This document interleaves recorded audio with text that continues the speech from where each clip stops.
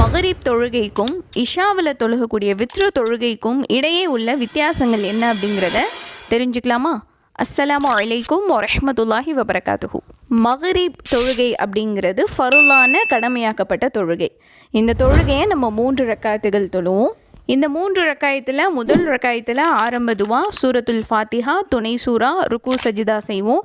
இரண்டாவதில் அதே போல் சூரத்துல் ஃபாத்திஹா, துணை சூரா ஓதி ருக்கு சஜிதா செஞ்சு அத்தஹியாத்தை நம்ம பாதி வரைக்கும் ஓதணும்.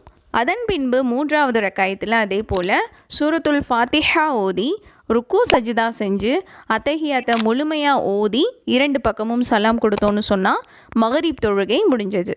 அடுத்தது வித்ரு தொழுகை. இது ஒரு சுன்னத்தான தொழுகை. இந்த தொழுகையும் நம்ம 1, 3, 5ன்னு ஒற்றைப்படைகளில் தொழலாம்.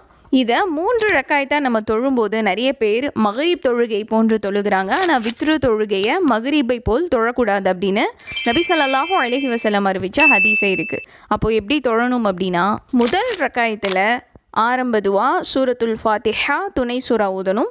அதன் பின்பு ருக்கு சஜிதா செஞ்சோன்னா ஒரு ரக்காயத்து முடிஞ்சது.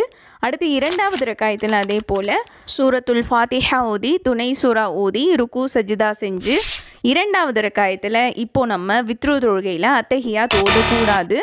அப்படியே 3வது ரக்காயத்துக்காக எழும்பி சூரத்துல் ஃபாத்திஹா, துணை சூரா, குனூத்துடைய துவா ஓதி ருக்கு சஜிதா செஞ்சதுக்கப்புறமா கடைசியில் 3வது ரக்காயத்தில் மட்டும்தான் நம்ம அத்தஹியாத்தை முழுமையாக ஓதி சலாம் கொடுத்து இந்த தொழுகையை நிறைவு செய்யணும்.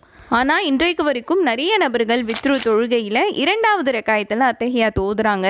இந்த மாதிரி 2வது ரக்காயத்தில் அத்தஹியாத் ஓதுவதற்கு எந்த ஒரு சரியான ஆதாரமும் கிடையாது, இப்படி ஒரு தொழுகையும் கிடையாது.